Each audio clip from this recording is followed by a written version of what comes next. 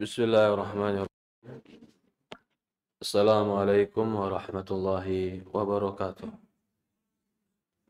Alhamdulillah wassalatu wassalamu ala asyrafil anbiya'i mursalin ala nabiyina Muhammadin sallallahu alaihi wa ala alihi wa sahbihi wasallam.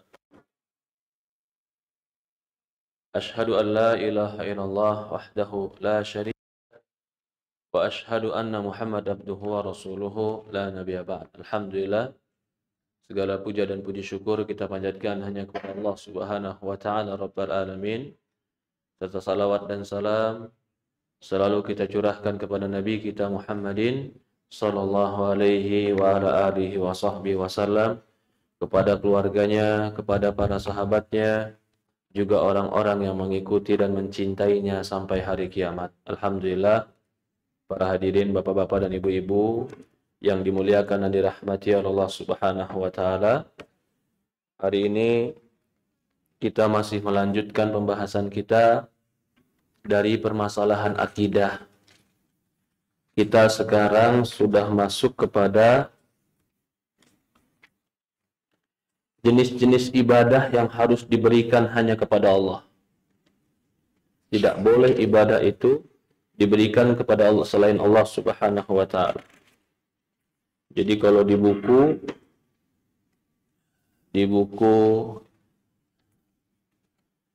yang kecil yang pernah kita bagi bersama, ya, wa rabbul ma'bud, itu sudah kita bahas. Rabb itu adalah yang diibadahi, yang disembah.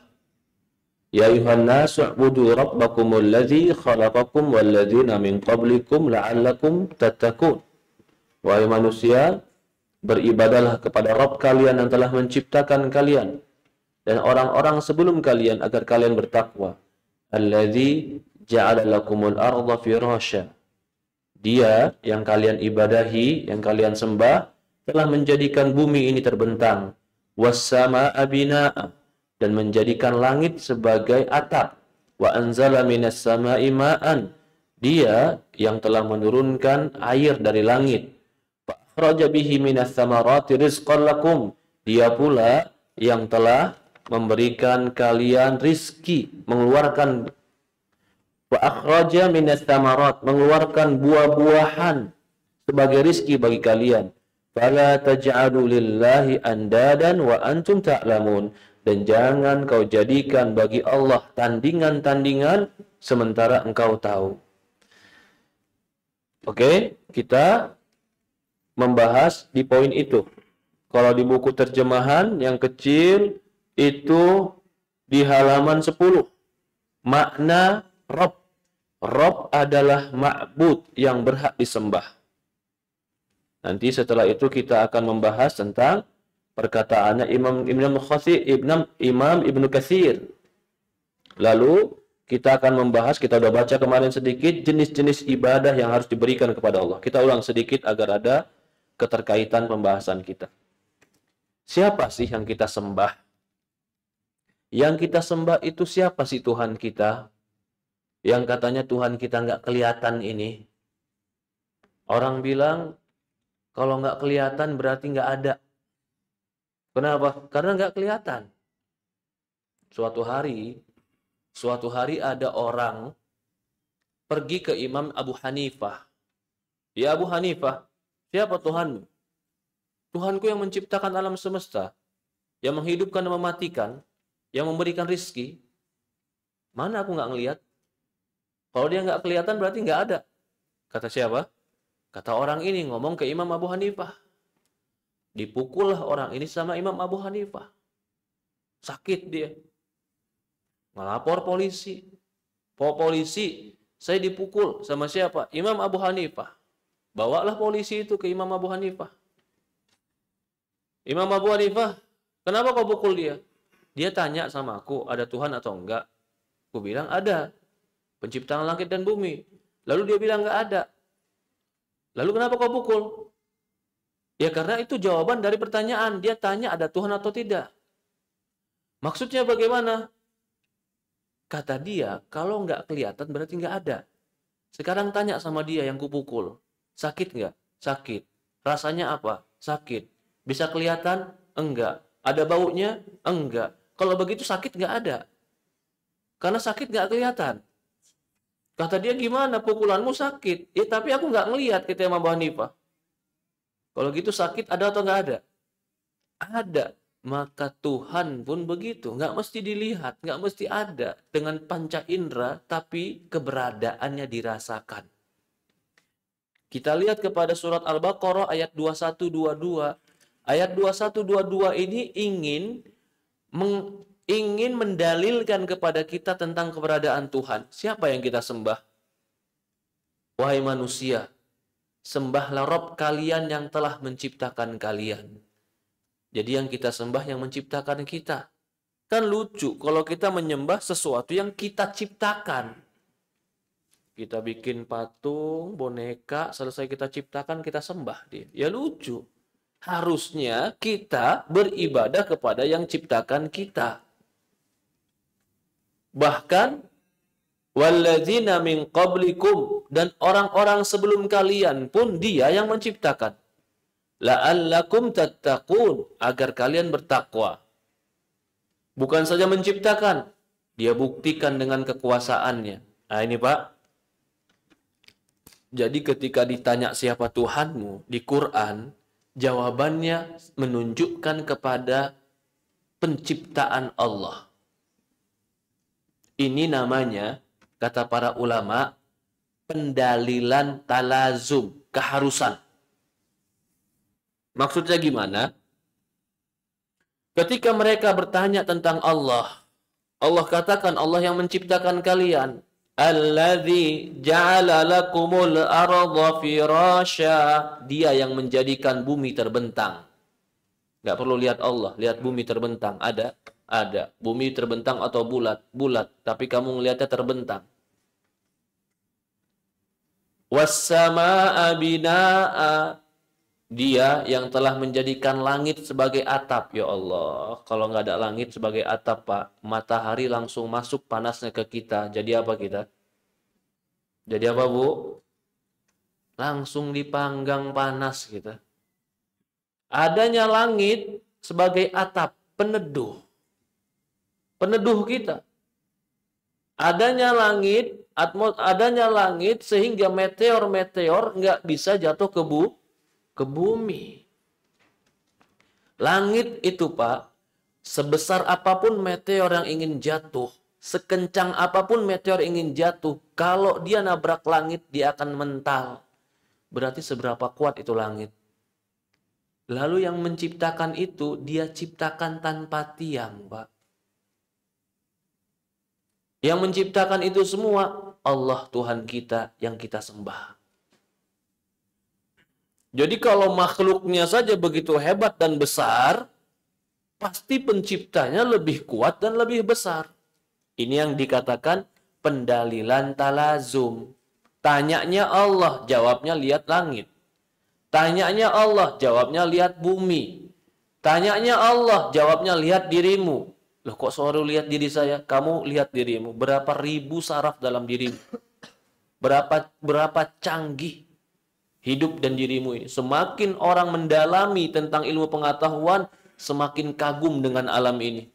Maka Allah katakan di Quran, farji'il basara karrataini yanqalib ilaikal basar khasi'a wa huwa hasir. Ulang-ulang kau lihat alam ini. Semakin kau ulang melihat alam ini, kau semakin tidak melihat ada kekurangan dan ada yang cacat dalam penciptaan ini. Jadi orang-orang yang betul-betul tambah memperdalam ilmu pengetahuan dengan alam, Pak, tambah kagum dengan pencipta alam ini. Ada seorang, saya punya teman dulu kuliah di ITB pertanahan, Pak. Ilmu pertanahan. Dia bilang, salah satu dosen, mungkin teman dosen dia, orang barat, itu ahli tanah, Pak. Betul-betul hidupnya mungkin setengah dari hidupnya. Kalau dia udah umur 50 tahun, mungkin 30 tahun hidupnya itu untuk meneliti pertanahan. Begitu Quran mengatakan bahwasannya kami jadikan gunung itu pasak, dia langsung masuk Islam. Cuman gara-gara dikatakan gunung itu sebagai pasak. Kenapa? Karena dia belajar 30 tahun dapat sama seperti di Quran. Gunung itu menjadi pasak. Ternyata kita ini kalau di ilmu petanahan mereka bilang, kita ini, tanah kita ini semua di dalam ini adalah air. Jadi pulau-pulau tanah ini semuanya di atas cairan. Kalau di atas cairan bergerak nggak, Pak?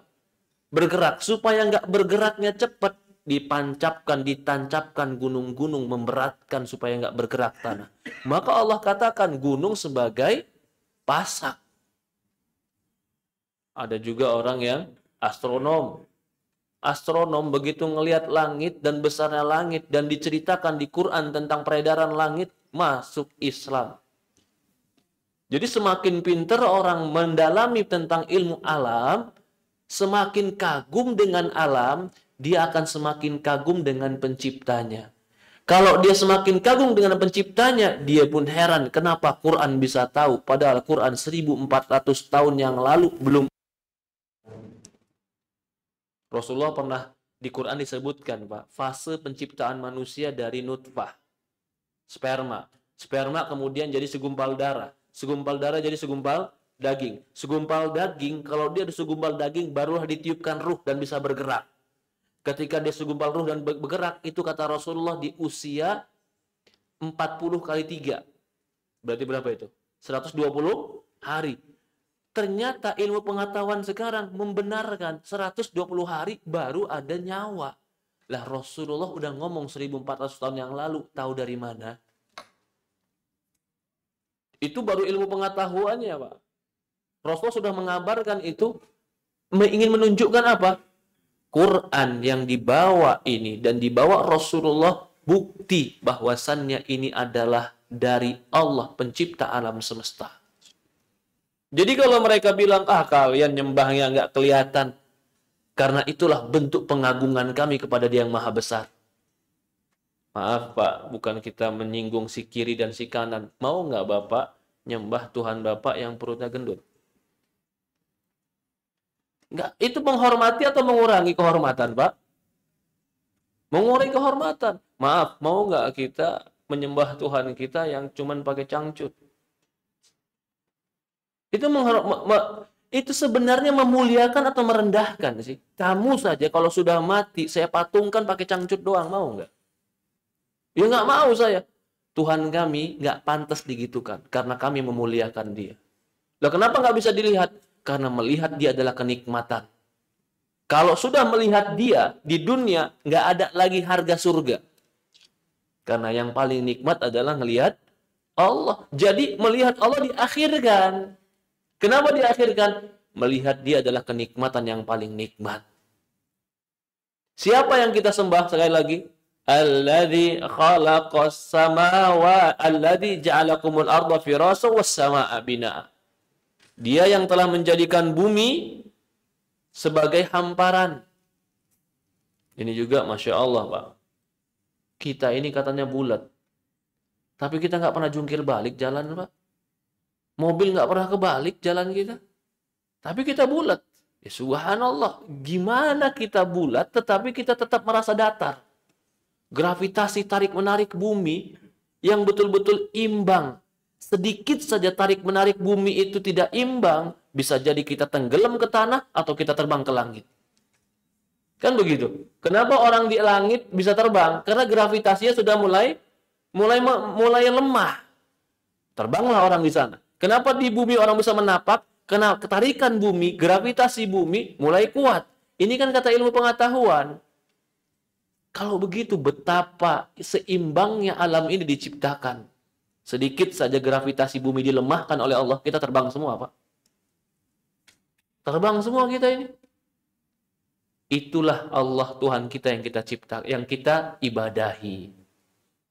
Wa anzala minas sama'i ma'an. Dia pula yang menurunkan hujan dari langit. Ya Allah, hujan dari langit pula di Quran disebutkan. Allah tugaskan was-sahab, dan langit itu, awan itu membawa, ditiup angin akan membawa air dan menurunkan hujan. Quran udah nyebutkan.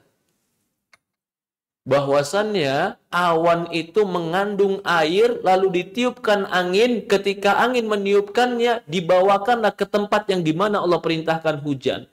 Kalau seandainya Quran ini ciptaan manusia, tidak akan mungkin pernah tahu tentang rahasia alam seperti itu. Ilmu pengetahuan sekarang di abad 20 baru membenarkan. Oh, benar. Fa akhraja minas samati wa samarati rizqan lakum. Fa. Perhatikan ini. Setelah turunkan air dari langit, kemudian dia keluarkan buah-buahan dari bumi. Ini betul-betul urutan yang sangat baik. Apa urutannya? Pertama, diturunkan air. Kedua, dikeluarkannya tumbuhan. Nggak mungkin tumbuhan bisa keluar kalau tidak ada air. Fala taj'alu. Nah, kalau udah tahu ini semua, kalau sudah tahu Allah yang menciptakan, Allah yang menghidupkan, fala taj'alu lillahi andadan wa antum ta'lamun.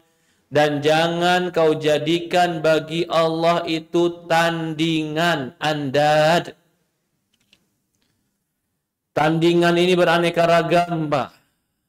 Bisa tandingan dalam ibadah, bisa tandingan dalam cinta, bisa tandingan dalam pengagungan, bisa tandingan dalam diikuti, ditaati, dipatuhi, ditakuti. Itu bisa jadikan tandingan. Jangan jadikan tandingan bagi Allah. Tidak ada yang setanding dengan Allah Subhanahu wa ta'ala di dalam segala hal. Di dalam sifatnya, di dalam perbuatannya, di dalam penciptaannya, tidak ada yang setanding dengan Allah. Kemudian dikatakan, berkata Imam Ibnu Katsir, Al-Khaliq hadil asya. Allah yang menciptakan semua ini, huwa mustahiqqul ibadah. Dialah yang paling berhak disembah. Yang menciptakan ini semua, yang menyediakan ini semua, dialah yang paling berhak disembah. Itu konsep yang paling benar. Yang punya alam Allah, yang menciptakan alam Allah, yang membagikan alam Allah. Terima kasihnya harus kepada Allah. Kan itu benar. Menciptakan alam Allah, yang membagikan alam Allah, yang memberikan rezeki Allah. Terima kasihnya sama pohon. Nah, benar apa salah kalau kayak begini? Ya salah. Gunung punya siapa? Punya Allah, Ustadz. Yang menciptakan siapa? Allah, Ustadz. Yang menghancurkan siapa? Allah, Ustadz. Ketika gunung ingin hancur, takutnya, mintanya ke siapa? Penunggu gunung, Ustadz. Kebalik. Penunggu gunung itu gak ada urusannya. Gunung itu milik Allah. Jadi, kalau tahu Allah yang menciptakan, dialah yang berhak diibadahi. Ini konsekuensi kesucian jiwa dan akal. Ini konsekuensinya. Tapi kalau Allah yang punya, Allah yang bagi, Allah yang menakdirkan, tapi dia ibadahnya bukan kepada Allah, nggak masuk akal, Pak. Nggak masuk akal. Saya mau contohkan. Mungkin contoh saya terlalu jauh, tapi mudah-mudahan Allah maafkan kita kalau ada kesalahan. Allah lebih mulia, lebih agung daripada perumpamaan manusia. Ada, Pak, orang sama bapak, setiap hari bapak kasih duit, dia nggak usah kerja, nggak usah ngapa-ngapain. Bapak ketemu, kasih duit lagi. Bapak, dia susah, bapak bantuin lagi. Nggak ada kebutuhan apa-apa, bukan siapa-siapa, bukan anak, bukan cucu, tapi bapak bantu tanpa imbalan. Udah? Tiba-tiba dia terima kasihnya ke siapa? Terima kasihnya ke tetangga bapak. Makasih ya selama ini ngasih saya duit. Ini orang bener apa salah, Pak? Hah? Lah kamu yang ngasih selama ini siapa? Enggak, maksudnya supaya tetangganya ngasih tahu bapak, Pak. Ya Allah, kenapa nggak langsung kamu terima kasih kepada saya? Ke tetangga dulu. Lah ini kan orang seperti ini sekarang. Udah tahu Allah yang menciptakan, menghidupkan, mematikan. Tapi ketika dia dapat musibah, kesulitan, datangnya bukan ke Allah. Ketika, kalau di daerah, mungkin nggak semua daerah, tapi sebagian daerah Sumatera, Pak. Jadi sebagian daerah Sumatera itu mungkin nggak semua ya. Ini sebagian kecil saja saya lihat. Kalau ada sawah yang besar, di tengah-tengah sawah ada kuburan. A'udzubillah minasyaitonir. Di tengahnya apa ada? Kuburan. Ketika tengah kuburan, nasallallahu alaihi wasallam. Begitu mereka panen, itu makan-makannya harus di dekat kuburan. Dianggap sebagai penjaga tanah nenek moyang. Ada lagi Dewi Sri. Dewi Sri itu apa? Dewi padi. Jadi seolah-olah padi itu yang numbuhkan si Dewi. Bukan Allah. Ya Allah, ya Rabbi. Alam ini semua yang menciptakan Allah, yang mengatur Allah. Dan Allah katakan, "Lau kana fihi ma'alihatan lafasadata." Kalau seandainya di alam ini ada dua Tuhan yang mengatur, hancur alam ini. Jangankan alam ini, Pak. Alam ini kalau ada dua yang ngatur, hancur jelas. Rumah tangga aja kalau ada dua yang ngatur, gimana kira-kira? Ya, problem. Apa-apa berselisih, Ustadz. Iya begitu. Apalagi alam. Yang satu bilang mau hujan, yang satu bilang paceklik. Akhirnya bertengkar, mana yang benar-benar hebat. Akhirnya kuat-kuatan.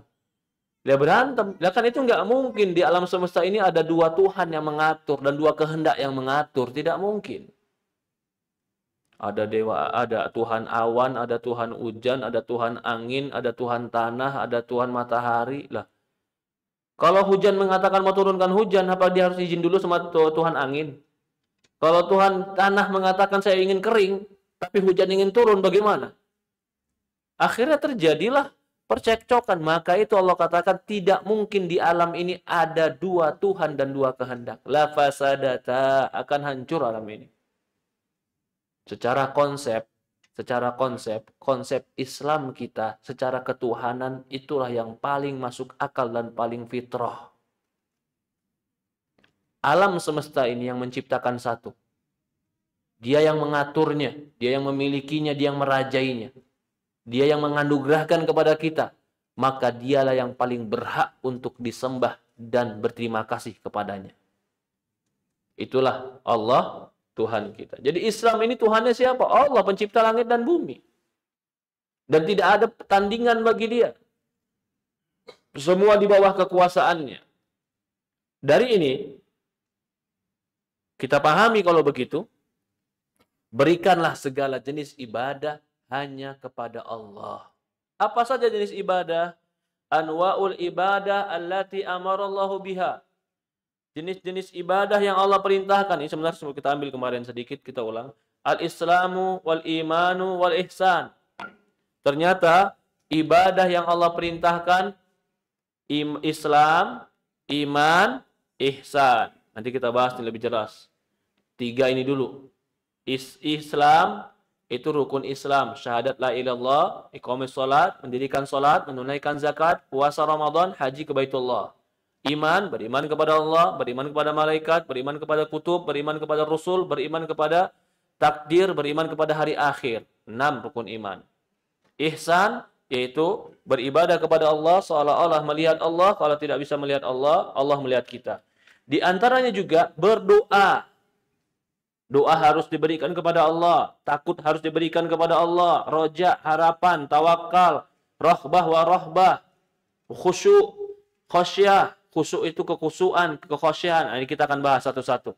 Semua ibadah ini, ibadah apapun itu bentuknya, tidak boleh diberikan kecuali hanya untuk Allah. Ibadah secara harfiah, secara bahasa, itu adalah penghambaan dan penghinaan diri. Maka dikatakan abdun, hamba. Maka segala bentuk penghinaan diri untuk mengagungkan sesuatu, kita hinakan diri kita untuk mengagungkan sesuatu, itu bisa makna ibadah. Sujud, menghinakan diri, mengagungkan Allah. Tawaf, Pak. Mau presiden gimana pun, tetap dia harus tawaf 7 kali di bawah matahari, pakai bajunya baju ihram. Itu kan menghinakan diri sebenarnya, Pak. Merendahkan diri kita. Betul, kita merendahkan diri, tapi di hadapan siapa? Pencipta alam semesta. Oke. Wa man yad'u ma'allahi ilahan akhar la burhana lahu bih fa inna ma hisabu 'inda rabbi innahu la yuflihul kafirun. Kata Allah Subhanahu wa taala, barang siapa yang berdoa bersama Allah, sesembahan yang lain, yang tidak ada dalil bagi mereka, maka hisabnya di sisi Allah dan tidak akan beruntung orang-orang yang kafir.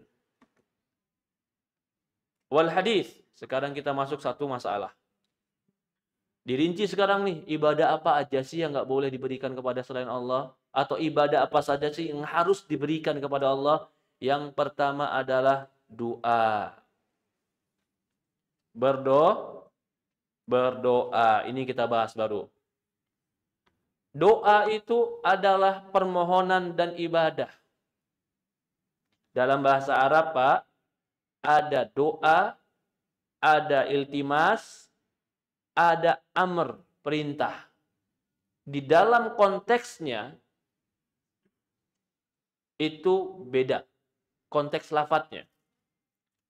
Doa itu permintaan dari bawah ke atas. Pasti dibarengi dengan kerendahan hati. Iltimas, permintaan bagi yang sama. Kita ke teman kita minta juga. Itu iltimas. Perintah itu adalah permintaan dari atas ke bawah. Semuanya bentuknya permintaan. Kalau kita kan minta anak kita duduk, duduk nak. Duduk, perintah kan. Tapi kalau minta duduk sama atasan kita, silahkan duduk Pak. Bahasanya beda. Bukan duduk Pak. Bukan, beda. Silahkan duduk Pak. Berdoa pun itu adalah bahasa meminta dan merendahkan diri. Jadi kalau ada orang berdoa, konsepnya doa itu adalah meminta, bukan mengatur. Ini konsep dulu nih. Ad-du'a mukhul ibadah. Doa itu inti daripada ibadah. Allah mengatakan, Qala rabbukum ud'uni astajib lakum innal ladzina yastakbiruna an ibadati sayadkhuluna jahannama dakhirin. Berkata Rabb kalian, ud'uni, berdoalah langsung padaku, astajib lakum. Aku akan kabulkan. Sudah kelihatan surat apa? Ghafir ayat 60. Ayo silakan buka surat Ghafir 60. Ini dalil doa itu adalah harus minta kepada Allah saja. Doa itu mukhul ibadah. Doa itu inti daripada ibadah. Bahkan dalam riwayat lain dikatakan, ad-du'a huwal ibadah. Doa itu adalah ibadah. Karena doa itu permintaan merendahkan diri dan pengagungan kepada Allah. Itu doa. Perhatikan di surat Ghafir ayat 60. Kalau di buku terjemahan yang kecil yang kita pakai di halaman 12. Qala rabbukum ud'uni astajib lakum. Berkata Rabb kalian, mintalah kepadaku, astajib lakum. Aku langsung kabulkan pada kalian. Innal ladzina yastakbiruna an ibadati sayadkhuluna jahannama dakhirin. Adapun orang-orang yang sombong dari beribadah kepadaku. Yaitu apa? Sombong itu dimaksudnya di sini apa? Yastakbirun. Enggak mau ibadah dan enggak mau sholat dan enggak mau doa sama Allah. Jadi orang yang sombong itu sebenarnya adalah orang yang enggak mau minta sama Allah. Angkuhnya dia. Jadi kita akan bahas masalah doa ya. Lalu katanya di sini apa? Orang-orang yang sombong beribadah kepadaku akan masuk neraka jahanam dakhirin. Dia akan masuk neraka jahanam dalam hina dina. Dakhir itu hina dina. Kenapa dia dimasukkan neraka dalam keadaan hina? Karena di dunia dia nggak pernah menghinakan dirinya di depan Allah. Sujud, meletakkan kepala kita di tanah, menghinakan diri tidak? Menghinakan diri, Pak. Sambil sujud, sambil nangis, sambil minta. Ada nggak orang yang lebih hina daripada ini? Nggak ada. Tapi penghinaan diri ini, perendahan diri ini, kita hanya berikan kepada Dia, Raja segala alam. Allah Subhanahu wa ta'ala. Maka di hari akhirat, Allah muliakan Dia. mukanya nggak bakalan dimasukkan neraka karena dia pernah menghinakan diri di dunia. Tapi orang yang di dunia nggak pernah mau menghinakan diri di depan Allah, nggak pernah mau ngangkat tangan minta sama Allah, nggak pernah mau nangis di hadapan Allah, nggak pernah dia mau menunduk dan merendah di hadapan Allah, Allah masukkan neraka dalam keadaan hina dia. Terpaksa dia hina. Dihinakan oleh Allah Subhanahu wa taala.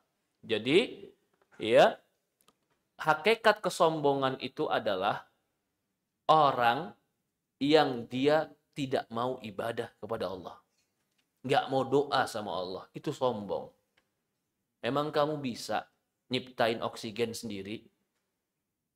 Nggak bisa, Ustaz. Lah, siapa yang ngasih kamu oksigen? Allah, Ustaz. Lalu kalau Allah nggak kasih lagi kamu oksigen, kamu bisa hidup nggak? Enggak. Seberapa besar kebutuhan kamu kepada oksigen? Ya sangat tergantung, Ustaz. Kamu sangat tergantung dengan oksigen, tapi kamu nggak pernah terima kasih kepada yang menciptakan oksigen. Sombong sekali. Nggak pernah mau sholat, nggak pernah mau doa, nggak pernah mau ruku, nggak pernah mau sujud, nggak pernah mau menghinakan diri. Padahal itu baru oksigennya saja. Belum lagi saraf di tubuh, belum lagi detak jantung. Detak jantung kita yang ngidupin siapa sih, Pak? Baterai atau darah? Nggak tahu, Ustaz, hidup sendiri, tapi kadang-kadang mati sendiri, Ustaz. Mati detak jantung berarti kita akan mati. Pertanyaannya, siapa yang ngidupin detak jantung? Allah. Seberapa butuh kita dengan detak jantung yang berdetak ini? Sangat butuh, Ustaz. 10 menit aja dia nggak hidup, saya mati. Kamu butuh dengan Allah lebih daripada itu. Tapi kenapa kok tidak mau menghamba kepada Allah? Nggak mau sujud kepada Allah? Nggak mau tobat kepada Allah? Itu orang sombong, Pak. Jadi kalau dia bilang, enggak, Pak, saya rendah hati, tapi nggak pernah sholat. Kamu rendah hati kepada manusia, tapi sombong kepada Allah. Bagaimana tidak sombong? Allah perintahkan sujud, nggak mau. Padahal dia butuh sama Allah. Allah perintahkan doa, dia nggak pernah mau doa. Seolah-olah dia nggak butuh Allah. Enggak, Ustaz. Bisnis ini saya bisa jalankan dengan diri saya sendiri. Tanpa pertolongan Tuhan. Allahu Akbar. La haula wa la quwata illa billah. Sombong nggak seperti itu? Orang yang paling sombong adalah orang yang nggak mau ibadah sama Allah. Orang, ini di surat apa tadi? Surat apa? Ghafir ayat 60. Orang yang nggak mau doa dianggap sombong sama Allah. Kebalikannya sekarang. Orang yang sering doa berarti Allah mencintai dia. Karena Rasulullah katakan doa itu adalah ibadah. Jadi kita nih ngangkat tangan nih. Angkat tangan. Ngucapin ucapan kita. Ya, ucapin ucapan kita. Nasallallahu alaihi wasallam. Ucapin ucapan kita. Sambil meminta, sambil memohon. Semakin kita ucapkan, semakin kita memohon, berarti semakin banyak pahala. Ini dipahami dulu. Jadi kita doa itu, angkat tangan. Semakin banyak minta, semakin Allah cinta. Ayo, sekarang logikanya kenapa, Pak? Ayo, bisa melogikakan. Kenapa semakin banyak minta sama Allah, semakin Allah cinta? Beda sama manusia. Manusia tiap hari minta sama kita. Semakin kita sebel. Waduh, dibantu keterusan nih orang kayaknya. Nggak usah dibantu sesekali biar dia nggak balik lagi. Itu manusia. Allah, semakin kita minta, semakin Allah cinta. Dari mana sisinya, Pak? Ada yang bisa memahami? Karena semakin kau meminta, semakin kau menunjukkan dirimu rendah, semakin kau akui Allah Maha Agung. Itulah penghambaan. Allah suka dengan hambanya yang merendah dan mengagungkan Allah. Jadi semakin meminta, bagi Allah nggak masalah. Minta terus saja. Karena nggak bakalan pernah kurang punya Allah. Manusia nggak suka diminta karena punya dia mungkin habis. Manusia nggak suka diminta karena punya manusia mungkin habis. Karena takut habisnya dia, terus diminta, dia merasa terganggu. Allah tidak akan pernah habis punya dia. Semakin sering diminta, berarti hamba ini mengakui bahwasannya Allah Maha Kaya, Allah suka sama dia. Maka dalam sebuah hadis lain dikatakan, man lam yas'alillaha yaghdab alaihi. Kata Rasulullah SAW, barang siapa yang nggak pernah doa minta sama Allah, Allah murka. Balik lagi nih Pak, logikanya gimana? Kok nggak pernah minta malah Allah murka Pak? Bagaimana Ibu? Kenapa dia nggak pernah? Dalam hadis Rasulullah mengatakan barang siapa yang tidak pernah minta sama Allah, Allah murka sama dia. Karena menunjukkan sombong. Oke, ini dipahami nih. Berarti doa itu ibadah. Kita itu berdoa fokusnya kepada tugas kita, beribadah. Ngabulin doa tugas siapa? Tugas siapa? Allah. Ketika kita berdoa, fokus kepada tugas kita atau fokus kepada tugas Allah? Hah? Harusnya kepada tugas kita sih, Ustaz. Tapi saya nungguin kok nggak dikabul-kabulin ini, Ustaz. Nah, mengabulkan tugas siapa? Allah. Allah mendengar tidak? Allah melihat tidak?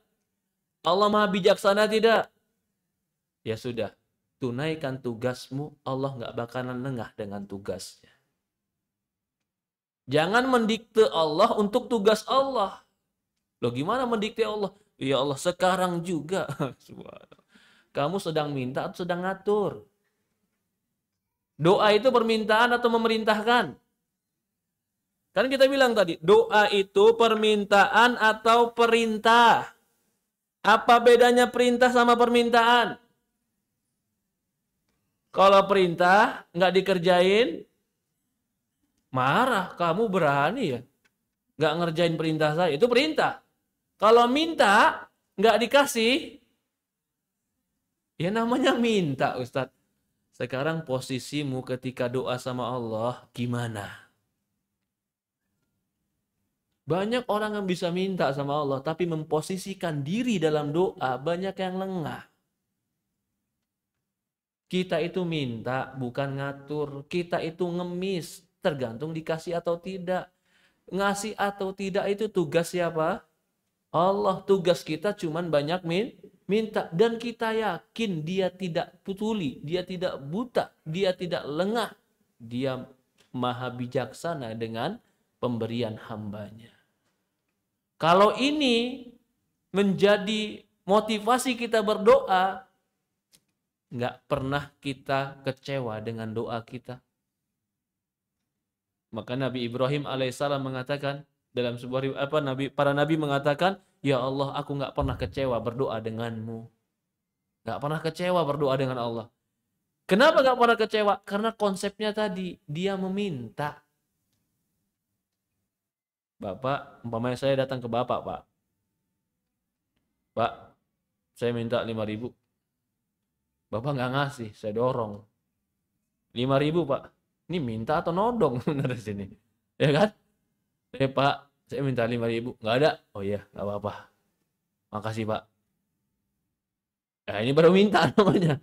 Karena nggak dikasih langsung mundur. Minta namanya.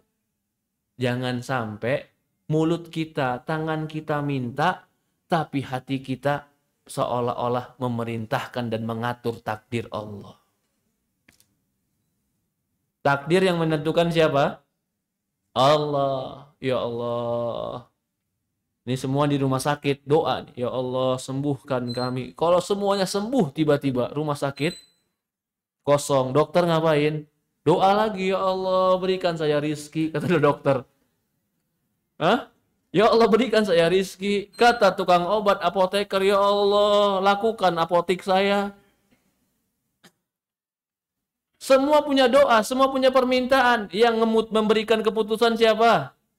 Allah. Pasti keputusan dia baik. Jangan kita mau keputusan kita yang berlaku. Lah kalau semua keputusan dan keinginan manusia berlaku, alam ini nggak berjalan dengan baik. Alam ini nggak berjalan dengan baik. Kita tugasnya cuma minta. Kalau gitu Ustadz, gimana? Antara saya dan dokter kuat-kuatan mana Ustaz? Ya kuat-kuatan doa kalian sama dokter.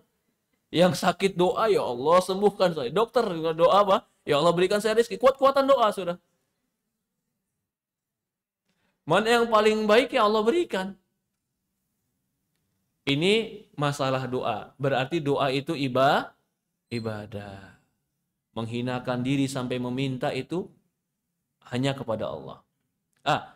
Ibadah, doa seperti ini, doa yang permintaan ya, doa yang permintaan dibarengi dengan kerendahan hati dan harapan yang besar, sampai menghinakan diri, itu hanya boleh diberikan kepada Allah. Karena doa itu, permohonan itu ibadah. Gak boleh kita pemohon kepada selain Allah dengan hal-hal seperti itu, gak boleh. Contoh, walaupun kita nggak bisa mengatakan syirik secara besar, secara jelas, ada orang mohon kepada manusia sampai sujud-sujud, tolong saya, sujud-sujud kepada manusia. Boleh tidak? Jangan. Ya, syirik tidak, Allahu alam. Yang penting kau manusia, kau punya harga diri dan kehormatan, Allah Tuhan. Minta tolong sama manusia, minta tolong sebagaimana harusnya. Tapi sampai kau menghinakan diri, sujud, lalu kau minta nangis-nangis, cium kaki, enggak boleh. Menghinakan diri seperti itu hanya untuk Allah Subhanahu wa taala. Walillahi izzah, walil rasul, walil mu'minin, kata Allah. Izzah itu punya Allah, punya orang beriman, punya rasul, punya izzah, punya kehormatan. Kalau dia bilang, saya mau tolong, tapi kamu harus begini, ya silahkan. Tapi sampai menghinakan diri, sujud kita hanya untuk Allah. Sujud kita hanya untuk Allah. Nah, sekarang permasalahan berikut yang sering terjadi. Apakah doa kepada Allah itu butuh kurir atau langsung kepada Allah?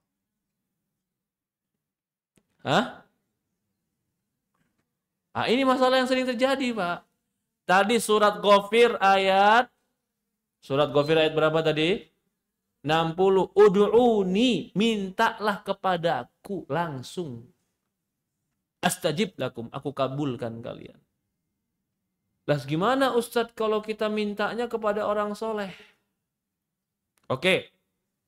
Kalau orang solehnya hidup, hadir, ada, dan dia masih bisa minta dan masih ibadah kepada Allah, boleh kita datang ke orang soleh. Boleh, bukan berarti harus. Kalau orang solehnya itu apa?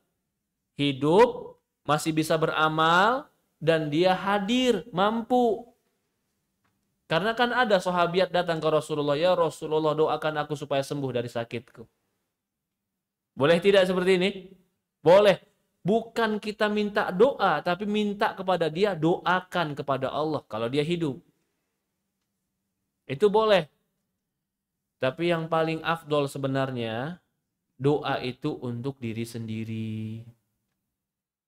Kadang-kadang ada orang pergi ke mana? Ke timur, ke barat, pergi ke selatan, pergi ke utara, nyari orang untuk ngedoain dia. Padahal dia berdoa sendiri dengan ketekunan hati dan kekhusyuan, bisa jadi Allah ijabah permintaan dia. Kalau doa sama orang lain, bisa jadi orang lain yang ngedoain ya sekedar di lisan aja, ya Allah ampuni dia. Hatinya belum tentu berharap yang besar. Doa itu hukum asalnya langsung minta kepada Allah. Tapi kalau kepada orang soleh, memang orang soleh itu hadir, mampu, dan hidup, boleh. Sekarang, masalah Pak, kalau orang solehnya udah mati, boleh atau nggak boleh? Kita datang sama dia, ya orang soleh, kamu kan udah mati, doain saya supaya Allah ampuni saya. Kira-kira kalau dia bisa berdoa, dia doain kita, doain diri sendiri, Pak. Dia jawab, aneh aja mau doa susah, kata dia. Karena Anda udah meninggal. Bisa nggak orang meninggal beramal soleh? Bisa nggak orang meninggal zikir? Bisa nggak orang meninggal berdoa? Berdoa kan ibadah, Pak. Putus semua amal, udah finish, udah garis finish, udah nggak ada lagi amal. Kalau kita minta sama dia, doakan saya, berarti seolah-olah dia masih bisa nambah amal. Kalau dia masih bisa nambah amal, yang paling pantas dia doain dirinya sendiri, bukan kita.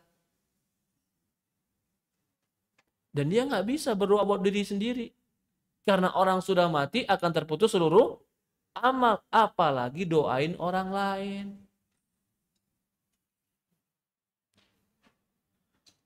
Ini kebetulan, maaf ini Pak, ini ya cuman kadang-kadang begitu gitu ya.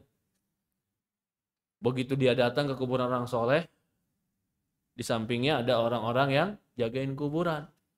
Orang jagain kuburan nyebutinlah keutamaan-keutamaannya. Semakin Bapak tambah banyak pulsanya, semakin cepat doanya dikabulkan. Loh, pulsanya di mana? Keropak di sampingnya. Wah, jadi semakin banyak uang dimasukin, doanya semakin mustajab. Ya Allah, itu dari mana lagi itu pendalilan seperti itu? Nggak boleh kita begitu. Kita langsung doa minta kepada Allah. Kalau memang harus kepada orang soleh yang masih hidup. Orang udah mati nggak bisa ngedoain orang, doain diri sendiri aja dia nggak bisa. Apalagi ngedoain orang. Bahkan kalau bisa dia minta sama kita yang hidup supaya ngedoain dia.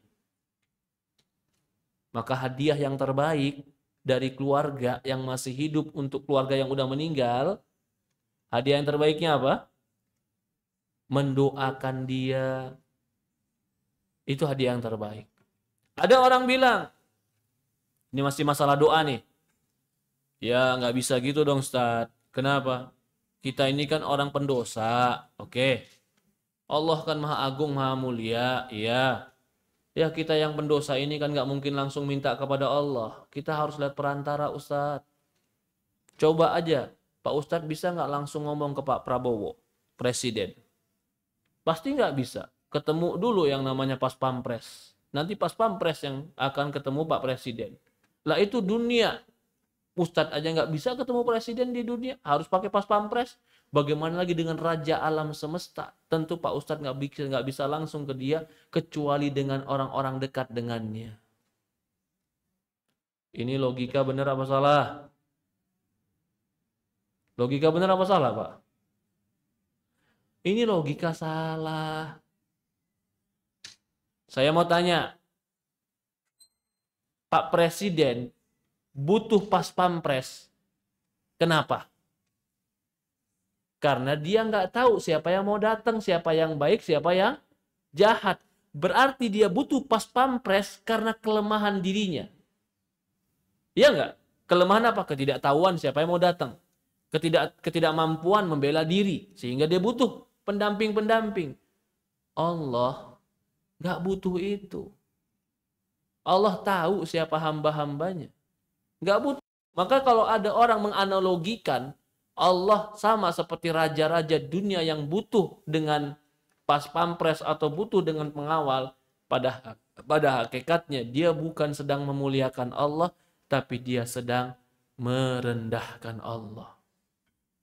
Allah maha kaya, Allah maha mampu, Allah maha kuat, Allah maha tahu, tanpa ada yang memberikan, tanpa ada yang. Kalau kita mau doa kita ijabah, pakailah wasilah. Apa yang wasilahnya? Satu, wasilah agar permintaan kita diberikan. Berwasilah dengan nama-nama Allah. Ya Allah, Engkau kan pemaaf. Aku minta maaf sekarang. Ya Allah, Engkau kan pemberi rizki dan pembagi rizki, dan Kau tidak pernah menghitung rizki yang Kau bagi. Bagikan kepadaku rizki. Ya Allah, Engkau pengasih dan penyayang. Kau lihatlah aku yang susah ini. Kau kasihani aku dan sayangilah aku. Kan begitu. Kalau menyebut nama Allah dengan mengagungkannya, lalu memintanya, walillahil asma'ul husna fad'u biha. Jadi kalau mau berdoa, bertawasul pertama dengan nama-nama Allah. Yang kedua, bertawasul dengan apa yang dibolehkan yang kedua? Dengan amal soleh. Ya Allah, aku pernah puasa Senin Kamis karena berharap pahala darimu. Karena puasaku ini aku ingin menghambakan diri padamu. Ya Allah, kabulkanlah doaku. Boleh. Ya Allah, aku pernah ketemu orang di malam hari kesulitan, hujan-hujanan, kehabisan duit dan dia lapar. Waktu itu aku tolong dia ya Allah karena ingin berharap pahala darimu. Aku gak kenal siapa dia. Sekarang ya Allah, aku butuh pertolonganmu, tolonglah aku. Boleh. Sampai ada seorang yang dia itu kisahnya apa? Dia jatuh cinta pada wanita yang dia cintai. Cinta benar dia udah sama wanita ini. Begitu dia sangat cinta sama wanita ini, kebetulan nih wanita butuh duit. Dia punya uang, si laki-laki. Dikasihlah si perempuan ini pinjam duit, bahkan dibanyakin duitnya pinjam. Supaya perempuan ini nggak bisa ganti. Dibanyakin sama dia pinjam, pakai aja, tapi pinjam. Jatuh tempo nih perempuan, ditagih sama dia, mana uangnya, balikin. Nggak bisa balikin, nggak ada uang. Ya udah, kalau gitu serahkan dirimu untukku. Karena memang dia udah cinta benar sama perempuan ini. Si perempuannya serba salah, disuruh ganti, ya nggak ada uang. Karena dia juga pinjam duit karena keterpaksaan yang sangat, kebutuhan yang sangat mendasar. Akhirnya dia serahkan dirinya kepada laki-laki tadi. Belum sampai berhubungan intim, begitu laki-laki ada di hadapannya dan sudah duduk di depannya, perempuan ini bilang, jangan kau masukkan cincin kecuali dengan yang halal, takutlah sama Allah. Langsung laki-laki ini takut, gemeter, dia tinggal nih perempuan dan dia bilang, semua hutangmu lunas. Dia tinggalin tuh perempuan. Padahal nih perempuan yang dia idam-idamkan, dia cintai. Karena dia dengar nama Allah dan diingatkan dengan Allah, dia takut. Dia pergi. Suatu hari ini laki-laki terjebak di dalam gua. Ini kisahnya menceritakan Rasulullah. Di dalam gua, dan gua ini hujan. Begitu hujan, tiba-tiba jatuh batu besar nutupin pintu gua. Dia dorong ini gua bertiga sama temannya. Batunya nggak gerak sama sekali.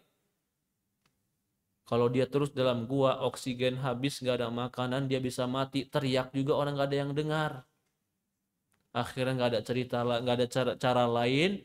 Dia duduk bersimpuh, dia angkat tangan, ya Allah, aku pernah meninggalkan wanita yang tidak kuzinai dan kutinggalkan uangnya karena takut padamu.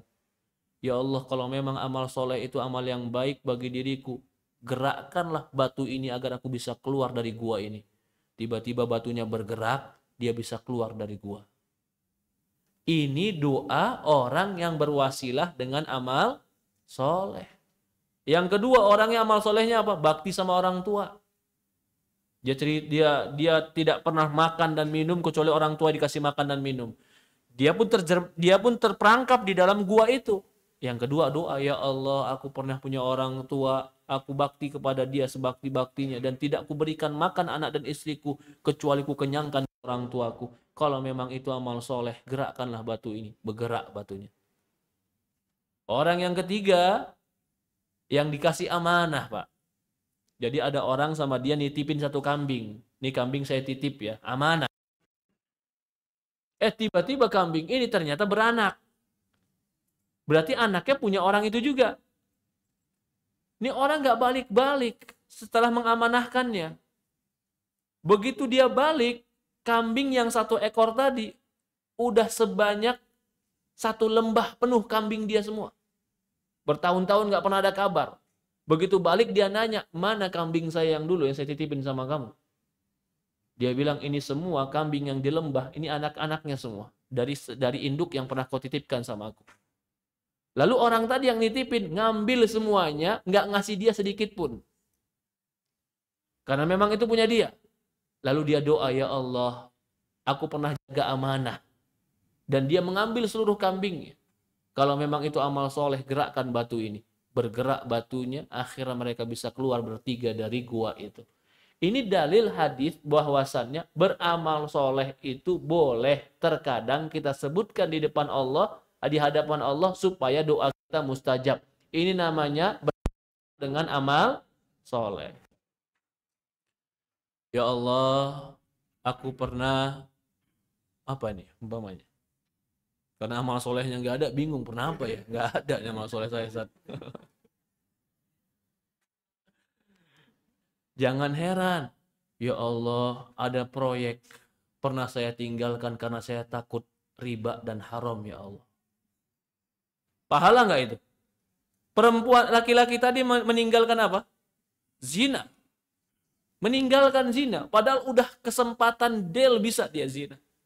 Kemudahan itu dia lakukan, bisa. Ya Allah, ku tinggalkan karenamu. Lah kita juga, kesempatan depan mata nih tinggal del, proyek jalan. Udah bisa, tinggal kita kasih uang pelicin, jadi semua proyek. Ya Allah, aku nggak ngasih uang pelicin itu karena takut samamu. Ku tinggalkan proyek itu ya Allah.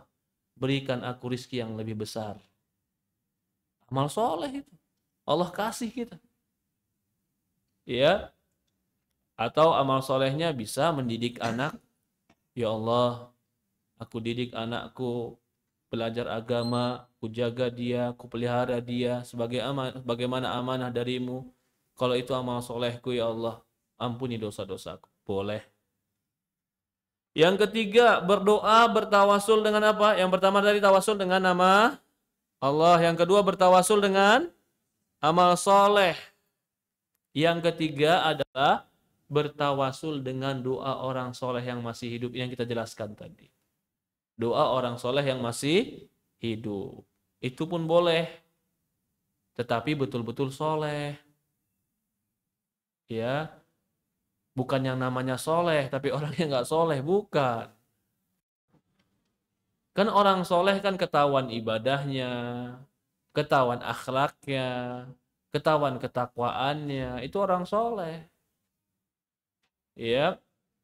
Jadi soleh itu nggak berkaitan dengan keturunan, nggak berkaitan dengan nggak berkaitan dengan darah biru dan darah yang lainnya, nggak ada. Kalau dia nggak soleh ya nggak soleh. Ada nggak keturunan Nabi yang kufur? Hah? Ada yang kufur. Ada. Lah ya anaknya kufur. Nabi Lut anaknya membangkang. Itu langsung anak. Jadi kesolehan itu nggak bergantung kepada nasab, nggak bergantung kepada keturunan. Kesolehan itu tergantung amalnya. Kalau amalnya baik, maka dia orang soleh. Kalau dengan 3 ini kita bertawasul, maka tawasul kita boleh. Habis baca Quran, khatam Qurannya. Selesai. Ya Allah, aku telah mengkhatamkan Quran. Ya Allah, jadikanlah Quran cahaya di dadaku.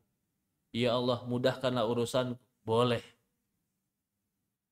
Karena bertawasul dengan amal soleh. Kemudian, masalah doa ini masih. Doa itu ada 2. Ada yang dikatakan doa masalah. Yang kedua adalah doa ibadah. Apa itu doa masalah dan doa ibadah? Doa masalah itu adalah doa yang di dalamnya permohonan dan permintaan. Seperti tadi kita minta, itu doa permintaan. Tapi doa ibadah itu adalah peribadatan. Salat, puasa, haji, umroh, itu ibadah. Tapi di dalam ibadah-ibadah itu ada harapan, permohonan supaya dikasih pahala, diampuni dosa. Atau diampuni dosa. Maka doa atau ibadah-ibadah ini dikatakan doa ibadah. Zikir, subhanakallah wa bihamdillah, itu zikir, doa ibadah. Setelah sholat kita berzikir, mengucapkan subhanallah alima atau itawala mamana'ta wala yanfa'u dzal jadd minkal jadd, doa ibadah. Bukan doa masalah. Tapi doa masalah itu apa? Memohon. Ya Allah ampuni aku, ya Allah maafkan aku, ya Allah berikan aku rizkimu, itu doa masalah. Maka perbuatan kita pada hakikatnya, semua perbuatan ibadah kita pada hakikatnya, di dalamnya ada makna permohonan. Ada makna permintaan. Kenapa kita sholat? Karena sebenarnya memohon supaya diampuni dan dimasukkan surga. Kenapa kita haji? Karena di dalamnya ada makna, ya Allah, gugurkan dosa-dosaku, masukkan aku ke surga. Itu haji, puasa, sholat, doa, ibadah. Dua-duanya berbentuk doa. Ini ibadah yang harus kita berikan kepada Allah. Pertama kali ibadah yang harus kita berikan kepada Allah adalah berdoa. Senjata kita yang terbesar yang Allah berikan adalah doa. Jangan pernah meremehkan doa. Ad-du'a'u silahul mu'min. Doa itu adalah senjata orang beriman. Insya Allah di pertemuan akan datang kita akan masuk lagi dalil tentang khauf, takut. Takut pun ibadah. Jangan berikan takut kita hanya kepada Allah. Ini kita akan bahas di pertemuan akan datang. Ada pertanyaan, dipersilahkan. Silahkan. Ada mic-nya, dikasih mic-nya.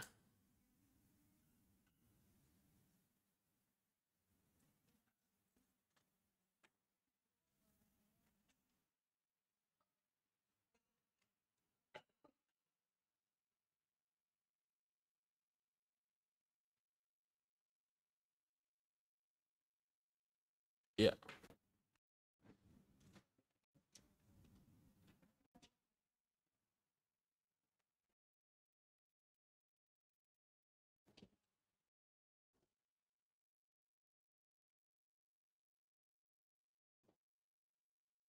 Pertanyaannya di sini langsung atau pakai kertas? Pakai kertas. Mungkin itu ada mic-nya juga, nggak apa-apa. Kasih mic, situ ada mic. Melihat kondisi Palestina sekarang ini di mata kaum non-muslim bahwa Tuhan yang kita sembah tidak berbuat apapun dan menolong kaum muslimin di Gaza. Bagaimana menyikapi dan menjelaskan mereka, ya Ustaz? Pertama, Allah berjanji pasti menolong orang beriman. Kalau sekarang belum ditolong, bukan karena Allah tidak mampu menolong. Allah Maha mampu menolong. Tetapi yang pantas untuk diintrospeksi adalah diri kita. Apakah jangan masih banyak kaum muslimin yang maksiat? Jangan-jangan masih banyak kaum muslimin yang nggak sholat? Jangan-jangan masih banyak kaum muslimin yang buka aurat? Yang meremehkan tentang dosa? Mau minta pertolongan sama Allah, tapi sering membangkang sama Allah. Ini sesuatu yang kontradiktif. Ya, mana katanya Allah mau tolong? Pertanyaannya, apakah kamu sudah pantas ditolong atau belum? Pertolongan Allah pasti datang. Maka di sini seharusnya yang kita introspeksi diri kita, kenapa belum ditolong? Bukan yang kita introspeksi Allah, kenapa Allah nggak tolong? Tugas Allah, pasti Allah. Tapi masalahnya, apakah kita pantas untuk ditolong atau tidak? Ya, jadi ini menunjukkan kepada kebenaran hadis Rasulullah SAW. Kata Rasulullah SAW, nanti di akhir zaman, kalian bagaikan makanan qas'ah, makanan di atas hidangan. Orang-orang kafir akan merebutkan kalian makan dari kalian. Kalian cuma seperti makanan di hidangan, disantap. Jadi kalau muslimin ini jadi objek saja, santapan. Para sahabat ketika itu bertanya, ya Rasulullah, apakah ketika itu kami sedikit? Sampai kami menjadi objek yang dimakan oleh orang-orang kafir. Kata Rasulullah SAW, ya. Tapi kalian telah terjangkit penyakit, kata Rasul. Penyakit apa? Al-wahnu. Penyakit wahan. Penyakit jiwa wahan. Apa itu wahan? Hubbud dunya wa karahiyatil maut. Cinta dunia dan takut mati. Nah sekarang banyakkan kaum muslimin cintanya dunia. Mentingin diri masing-masing, takut mati, nggak mau peduli dengan orang lain. Yang penting harta dia terjaga. Yang halal, yang haram dia nggak tahu. Jadi selama penyakit ini masih ada, al-wahnu masih ada, maka kita akan bagaikan buih di lautan. Terombang-ambing, kita bagaikan makanan yang disantap di meja makan. Sampai penyakit ini dihilangkan. Penyakit hubud dunya wa qariyatil maut. Allah musta'an. Kalau dibilang enggak, sebagian kita enggak hubud dunia, Allah akan menghukumi dengan yang mendominasi, yang paling banyak itu yang mana?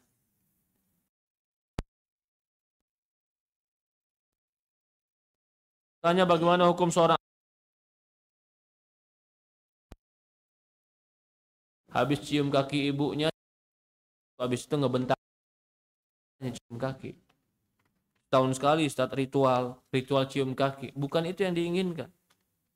Kau tidak perlu cium kaki, tapi kau patuh, kau menghargai, kau berkata santun, berkata lembut. Itu yang diinginkan. Ya, Allahu a'lam. Khawatir itu termasuk sujud. Mencium kaki termasuk sujud. Khawatirnya seperti itu.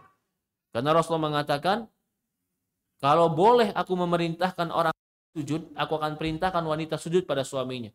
Berarti menunjukkan tidak boleh sujud. Kalau boleh aku memerintahkan sujud, berarti nggak boleh.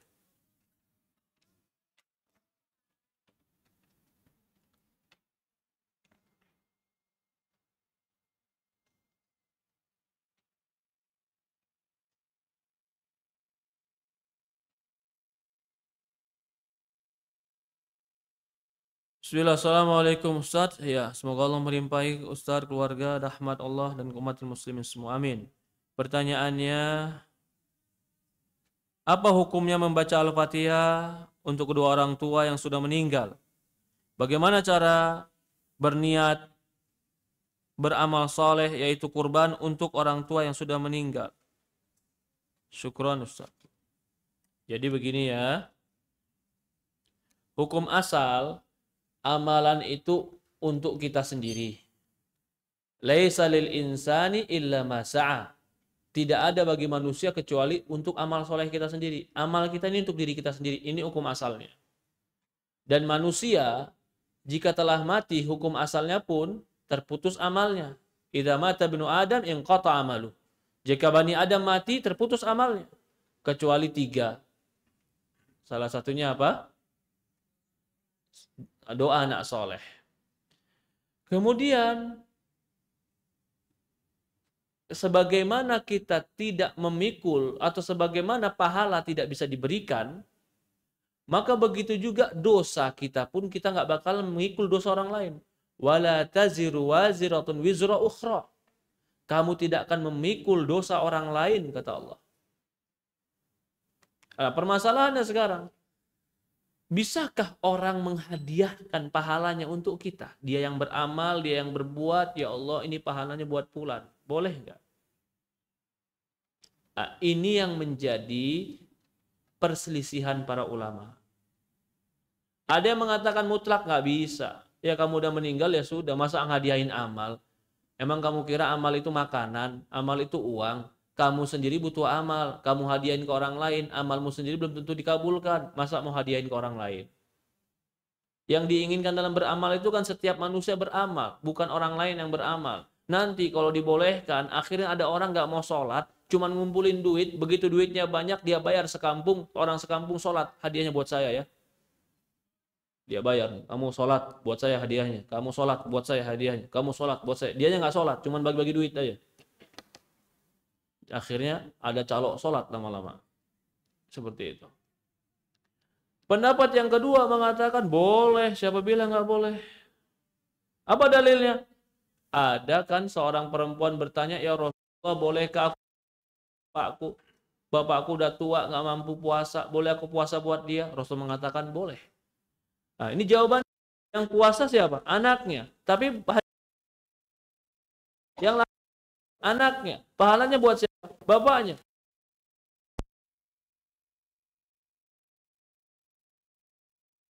Tiba-tiba Allahumma haji Sabromah, ya Allah aku haji untuk Sabromah. Rasul dengar, siapa Sabromah? Sabromah saudaraku ya Rasulullah. Kau sudah haji belum? Haji buat dirimu, kemudian baru haji buat Sabromah. Lah yang haji siapa? Yang haji dia. Hadiahnya buat Sabromah. Sabromah saudara dia. Berarti boleh menghadiahkan amal soleh. Ini hadisnya sahih. Ada lagi orang yang sedekah. Sedekah buat bapaknya yang telah mati, punya hutang, dia sedekahkan. Maka pendapat yang kedua mengatakan boleh, amal soleh apa aja boleh. Karena dalil-dalil ini menunjukkan boleh. Pendapat yang ketiga, ini pendapatnya Imam Syafi'i. Kalau pendapat yang mutlak tadi boleh semuanya, yang saya ingat adalah pendapat Imam Malik. Termasuk juga pendapat Imam Ahmad bin Hambal. Pendapat yang ketiga, ini pendapat Imam Syafi'i mengatakan boleh, tapi yang datang dalil saja. Karena hukum asalnya tidak bisa dikiaskan dan analogikan, namanya ibadah. Bagaimana yang datang dalil? Puasa datang dalilnya ada. Nazar, membayarkannya boleh. Haji boleh. Sedekah boleh. Tinggal beberapa masalah yang nggak ada dalilnya. Boleh atau enggak. Contoh. Sholat. Sholat tuh nggak pernah di zaman Rasulullah ada sahabat sholat hadiahkan ke orang tuanya, nggak ada. Yang ada itu adalah haji, yang ada itu puasa, yang ada itu sedekah, yang ada itu umroh. Tapi untuk sholat nggak ada sahabat ya Rasulullah, aku sholat ini buat keluarga. Nggak. Apa hukum sholat bisa ditarik tadi? Kalau Imam Syafi'i berpendapat nggak bisa. Dan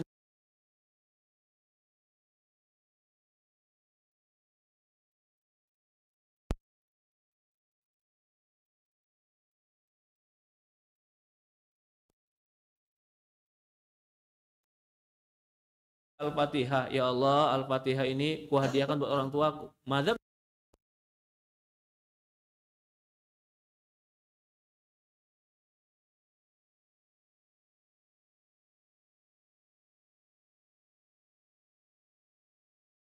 nggak ada di zaman Rasulullah. Tapi kan ada haji, ada sedekah, ada puasa. Itu kan ibadah juga. Kejadian-kejadian itu menunjukkan sebuah isyarat dan timbangan bahwasannya semua ibadah boleh. Tapi ibadah yang terjadi zaman Nabi itu cuma sebagai perwakilan bagiannya. Ini pendapat dari sebagian, termasuk pendapat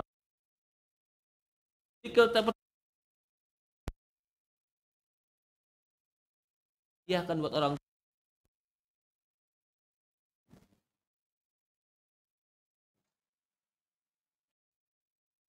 Kalau saya, karena saya yang ditanya ya, karena saya yang ditanya, berarti jawabannya sesuai keyakinan saya. Kan begitu Pak. Ustadz itu kita, maka jawabannya sesuai keyakinan Ustadz. Bukan Ustadz nyari keyakinan jamaah, bukan. Kalau begitu ya berarti bukan tanya Ustadz kalau begitu. Menurut saya, dari ikhtilaf ini semua, saya lebih cenderung kepada pendapat bolehnya menghadiahkan tetapi yang datang dalil saja. Haji, umroh, sedekah, kurban, itu boleh. Puasa, itu boleh. Nazar, itu boleh. Yang nggak datang dalil seperti sholat. Saya sholat 8 rakaat duha Ustaz. Pahalanya buat orang tua saya. Saya nggak berpendapat boleh. Oh, bagi yang berpendapat boleh gimana Ustaz? Ya, semua punya argumen masing-masing. Semua punya dalil masing-masing. Jangankan kita berikhtilaf. Imam Ahmad aja ikhtilaf sama Imam Syafi'i. Imam Ahmad ikhtilaf sama Imam Syafi'i. Jadi, kalau dikatakan baca Quran Al-Fatihah buat mayit, kalau nanyanya ke saya, maka jawaban saya nggak bisa. Dalilnya sama seperti mazhab Imam Syafi'i. Tapi kalau kurban ini bicara kurban Ustaz, bisa. Kurban niatkan saja. Ya Allah, ini kurban dari aku dan keluarga besarku. Keluarga besarku masukkan niat orang yang meninggal di situ. Boleh seperti itu, insya Allah. Ya. Bagaimana doa bisa dikabulkan sedangkan diri ini merasa banyak dosa? Syukron Ustaz. Tidak mengapa. Dosa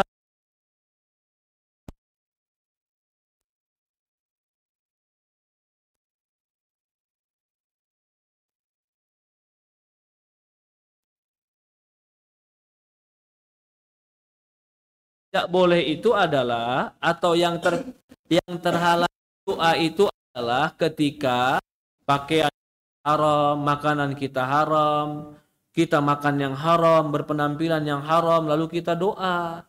Ini kata Rasulullah, doanya tidak kabulkan. Tapi kalau dia pernah merasa berdosa, pernah bersalah dan dia tobat dan dia berdoa, bisa jadi tetap Allah kabulkan doanya, mustajab.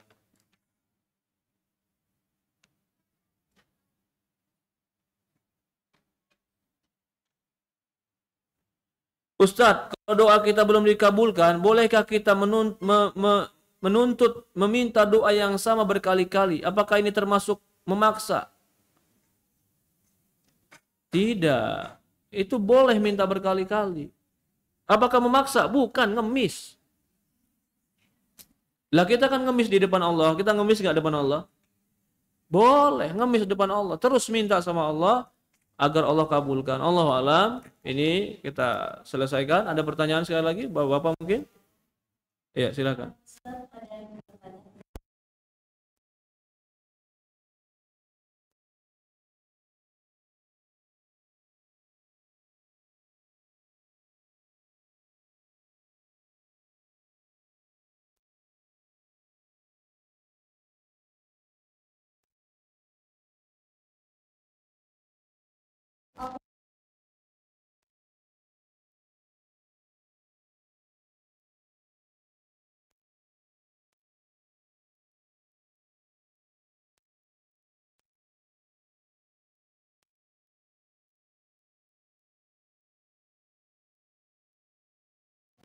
Oke.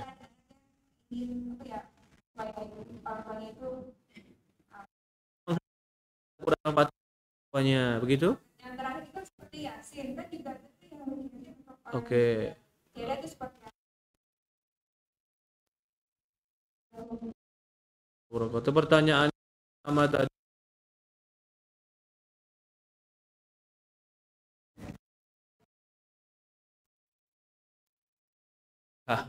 Bagaimana membacakan Yasin dan Al-Fatihah kepada orang tua? Jadi gini, kan saya bilang tadi, khilaf ulama menghadiahkan pahala bacaan Al-Quran. Khilaf ulama. Khilafnya itu umum. Apa aja Al-Quran yang kamu baca, habis itu kamu hadiahkan para ulama, menurut Hambali boleh, menurut Syafi'i nggak nyampe. Tapi ketika kita meyakini kekhususan lebih lagi nih, suratnya kalau mau dihadiahkan harus Al-Fatihah. Suratnya hadiah harus Yasin. Lebih nggak ada dalil lagi. Kalau tadi umumnya apa itu? Hadiahkan Quran buat mayit. Jadi nggak ditentukan Quran yang mana. Ikhtilaf ulama. Kalau dia bilang harus yang dihadiahkan Yasin, nggak ada dalil lagi. Nggak ada dalil.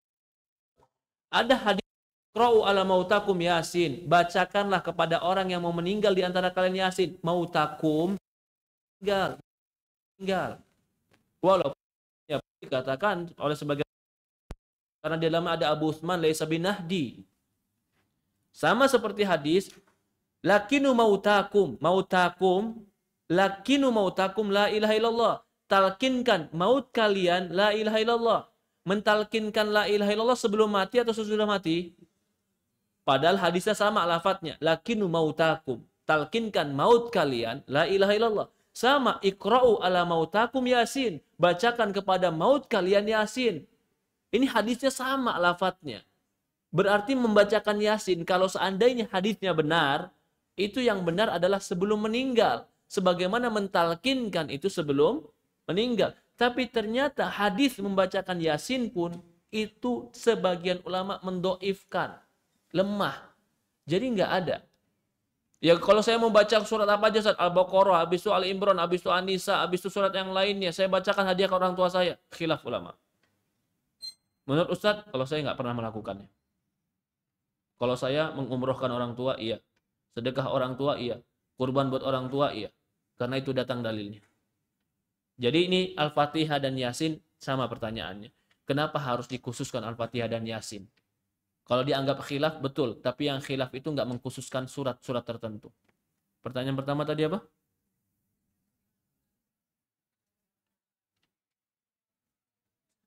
Oh, menghadiahkan Al-Quran. Menghadiahkan Al-Quran, itu hadiahnya sedekah, Pak. Bu, dia beli Quran, dia sedekahkan atas nama orang tua. Boleh, karena hadiahnya sedekah. Sedekah itu boleh dihadiahkan buat orang meninggal. Ya, sedekah, kurban, puasa, haji, umroh, membayarkan hutang, itu boleh. Maka semua bentuk sedekah. Bangunin masjid buat nama orang tua, bikin sumur buat nama orang tua, bikin panti asuhan buat nama orang tua, semua jenis sedekah boleh, insya Allah. Ya, cukup sampai di sini. Kita tutup dengan doa kafatul majelis. Ada pertanyaan? Silahkan, Pak. Assalamualaikum. Waalaikumsalam warahmatullahi wabarakatuh. Ada dalil yang Ustaz sampaikan di surat Ghafir ayat 60 tadi, umumnya stajib lakum. Iya, Berdoa kepadamu, niscaya aku akan kabulkan. Nah ini kan kalau sudah janji Allah itu kan pasti. iya, Mungkin lebih pasti dari dua sama dengan 4.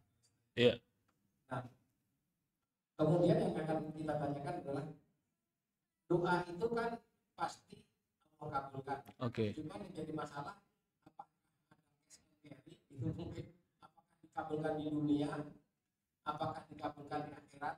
Itu pertanyaan besar. Iya, Kemudian ada suatu kepastian itu pasti ada syaratnya juga. Jangan sampai berdoa kemudian pasti Allah kabulkan. Tentunya syarat-syaratnya apa? iya. Ini pertanyaannya bisa satu pertemuan lagi kita, Pak. Karena syarat-syarat doa dikabulkan itu disebutkan hampir 15 syarat-syarat doa. Tadi saya sudah singgung sedikit di antara jangan makan yang haram, jangan pakai pakaian yang haram, jangan kenyangkan diri dengan yang haram. Maka ibadah orang yang menggunakan pakaian-pakaian yang haram dipertanyakan keabsahannya. Dia beli baju yang haram dia pakai buat ibadah. Dipertanyakan keabsahannya. Diperselisihkan para ulama. Lalu masalah Allah katakan astajib lakum, Allah akan kabulkan. Allah itu shadaqallahul azim, maha benar Allah dengan segala janjinya. Tapi dia akan kabulkan sesuai dengan tempat dan waktu yang terbaik. Maka itu kata para ulama ada tiga bentuk pengkabulan doa kepada Allah. Yang pertama, doa itu langsung dikabulkan sebagaimana permintaan. Ini adalah yang kita harapkan. Yang kedua, doa itu tidak dikabulkan secepat yang kita inginkan di dunia, tapi diberikan di akhirat. Yang ketiga, doa itu tetap diberikan di akhirat, tapi kita dipalingkan dari kejelekan-kejelekan yang kita tidak sadar dikarenakan doa kita.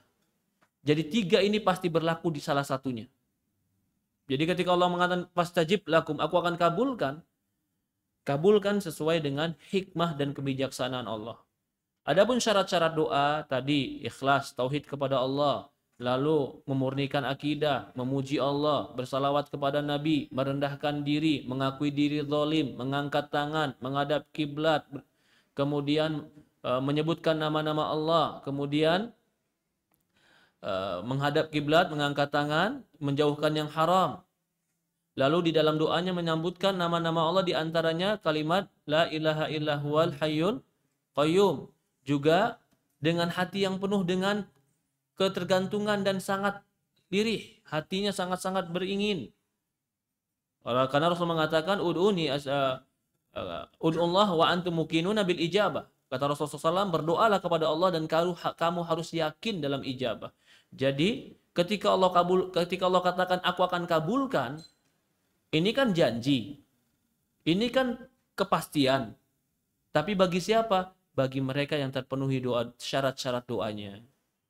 Ustadz, saya udah doa kok nggak dikabulkan Ustadz. Ya makanannya haram, minumannya haram. Ustadz, saya udah doa Ustadz kali nggak dikabulkan, tapi doanya nggak serius.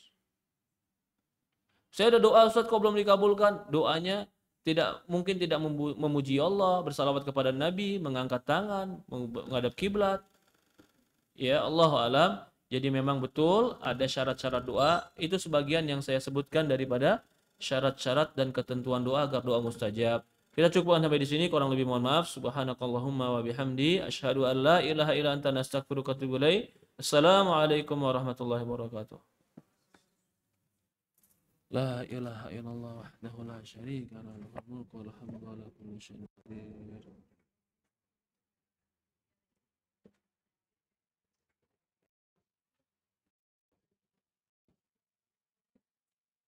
Kemarin Ana udah WA Budi Ustaz.